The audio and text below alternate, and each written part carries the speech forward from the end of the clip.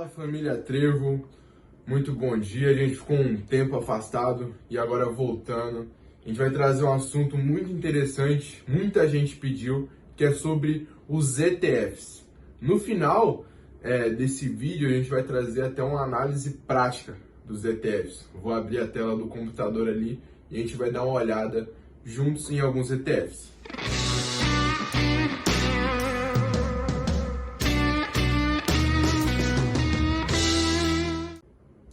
Os ETFs, ou Exchange Traded Funds, são fundos passivos.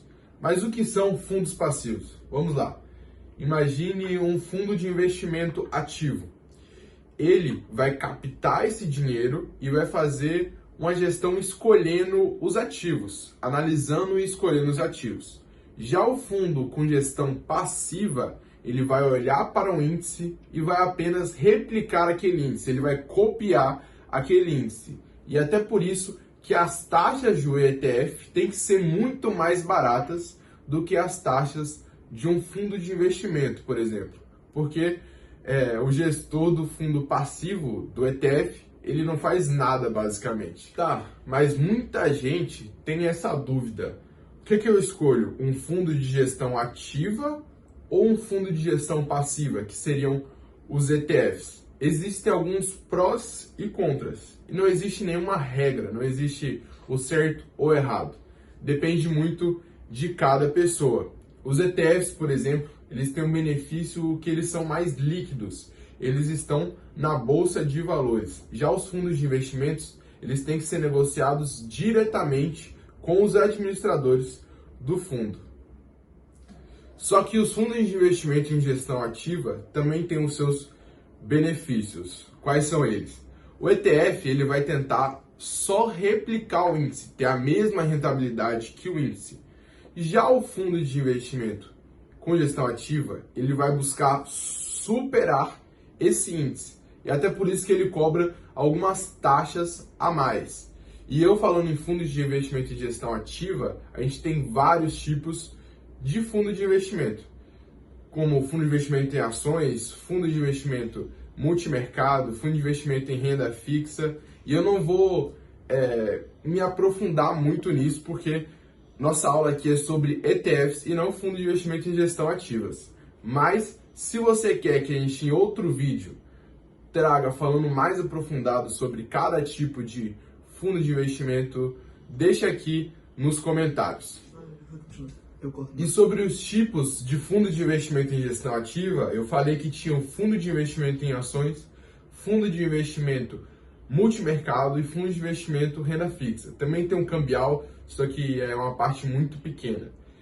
Só que só o fundo de investimento em ações não tem um imposto que é muito prejudicial para o investidor, que é o Come Cotas. Tanto o fundo multimercado, tanto o fundo renda fixa e o cambial tem um Come Cotas. O que é o Come Cotas?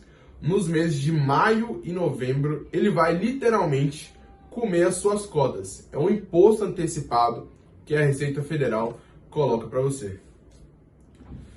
E agora a gente vai falar sobre ETFs versus investir diretamente. E para isso eu vou trazer um desafio que o Warren Buffett fez aos gestores de investimentos lá nos Estados Unidos em 2006. Ele apostou com esses gestores $500 mil na época que um gestor de fundo de investimento montasse uma carteira com 5 fundos de investimento em ações e batesse o S&P 500 em 10 anos. E o que a gente tira desse desafio? A gente tira que é muito difícil bater os índices em mercados mais eficientes. E por isso que é interessante a gente comprar ETFs em mercados que são mais eficientes e talvez fazer o stock picking em mercados menos eficientes, como aqui no Brasil, por exemplo.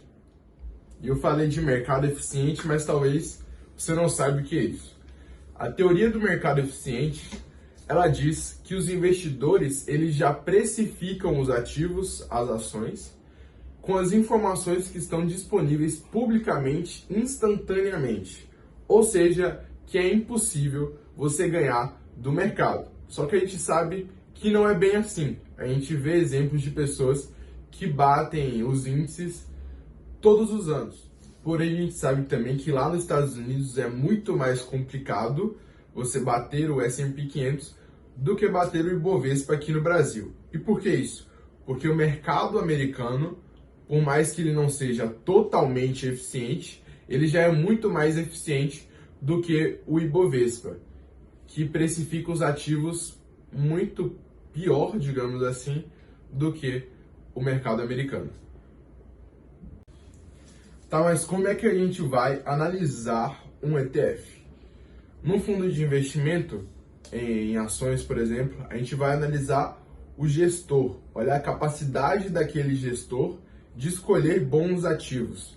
Quando a gente vai olhar uma ação, quando a gente vai investir diretamente, a gente vai olhar os balanços daquela empresa, vai olhar se ela está cara, se ela está barata, olhar o crescimento do lucro líquido dela, por exemplo, das receitas. E no ETF, como é que a gente faz? No ETF, a gente vai estar apostando em um setor como um todo, no índice como um todo. E a gente vai fazer isso olhando para o que compõe aquele índice. Por exemplo, o S&P 500 é composto pelas maiores empresas dos Estados Unidos. E se você investe nele, você está apostando que o mercado americano vai crescer. Só que a gente tem diversidades de ETFs muito grandes, principalmente lá nos Estados Unidos. Aqui no Brasil, a nossa indústria de ETFs ainda é muito pequena, mas já está em crescimento. Lá nos Estados Unidos, por exemplo, a gente tem ETF de indústria de games. E se você acredita que a indústria de games ainda vai crescer bastante e você não sabe analisar empresa por empresa e saber qual é melhor, você poderia se expor ao ETF de games como um todo. Fala galera, tô aqui no Yahoo Finance, é um site que tem bastante coisa, principalmente de empresa lá fora e de ETFs lá fora também. Eu peguei aqui pra gente dar uma olhada em alguns ETFs. Primeiro que eu botei aqui é o SPY, que é um ETF que reflete no índice S&P 500, né, da Bolsa Americana. Peguei aqui primeiro pra gente dar uma olhada o que compõe esse índice. Você dá uma olhada aqui, Apple, Microsoft, Amazon, Facebook, Alphabet, que é o Google no caso, Berkshire Hathaway, Tesla, Nvidia e JP Morgan, são as maiores empresas do mundo quase, estão aqui nesse índice. Então, a gente tem alguns indicadores que a gente pode olhar aqui também no Yahoo Finance.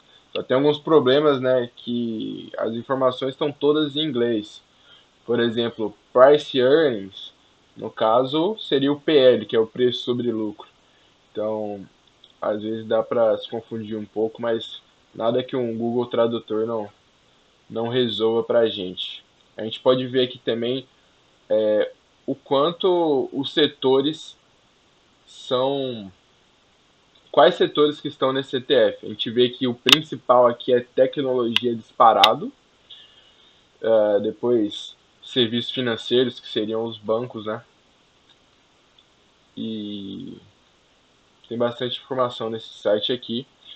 E nos ETFs você vai basicamente ter uma visão macro de como essas empresas vão performar. O que essas empresas estão em comum? Elas estão no S&P 500. Você vai olhar e vai apostar na alta do S&P 500 e não pense no curto prazo, pense no longo prazo. Vamos olhar aqui no horizonte de longo prazo quanto que esse ETF performou, né? Quanto o S&P 500 performou basicamente. E a gente vê que no longo prazo ele tem um ótimo retorno. Então, sempre busque o longo prazo, independente se você vai ter uma estratégia de ETFs, uma estratégia com fundos de investimento ativos, uma estratégia até investindo diretamente, sempre tem uma estratégia bem definida e com horizonte de longo prazo. E para a galera também não falar que está pagando pau para americana aqui, eu peguei o BOVA11, que é um ETF gerido pela BlackRock, uma empresa bem famosa aí americana. A gente vê aqui o que compõe principalmente o BOVA11. E eu vou falar por que eu não gosto muito desse ETF. E lembrando que aqui não tem nenhuma recomendação de investimento. Alô CVM, né? E por que eu não gosto desse ETF? Porque se você olha aqui, o principal desse ETF, majoritariamente, vai estar ligado a commodities e a bancos. Então, se os bancos vão mal, o ETF vai mal. Se as commodities vão mal, o banco vai mal. Mas também, em contrapartida, se eles vão bem, o ETF vai bem também. Mas eu acredito que tem uma concentração muito grande nesses dois setores. Só aqui já dá para ver Vale, Commodities, Itaú, Petrobras, banco, maioria commodities aqui. E isso é um pouco ruim. Tem alguns ETFs melhores aqui no Brasil, mas como eu falei, a indústria de ETFs aqui no Brasil não é a melhor de todas. Eu trouxe alguns ETFs, a gente pode até dar uma olhada em mais um aqui, um mais diferente. Tem o Hash 11, que é um ETF que a galera, que é um ETF novo que a galera tem usado bastante, que é um ETF de criptomoedas. Ele segue o índice da Nasdaq de criptomoedas, ele tem Bitcoin, Ethereum e outras criptomoedas. E o que é interessante nele é justamente a praticidade. Para quem investe em criptomoedas, às vezes quem é mais iniciante tenha complicações em armazenar essas criptomoedas e tudo mais. E o Hash 11 ele dá uma proteção, digamos que maior, mas nem tanto assim com as criptomoedas. E galera, esse foi o vídeo de hoje. Espero ter ajudado quem assistiu até o final. E quem assistiu até o final, comenta aqui o que você achou, alguma recomendação pra gente melhorar e até um vídeo que a gente possa fazer mais pra frente. Inclusive, deixa o seu like aqui e compartilha com alguns amigos seus que dão desculpa de que não tem tempo para investir. Mostra para eles os ETFs, que são uma forma de investir bem prática, que demanda muito menos tempo do que investir diretamente ou até via fundos.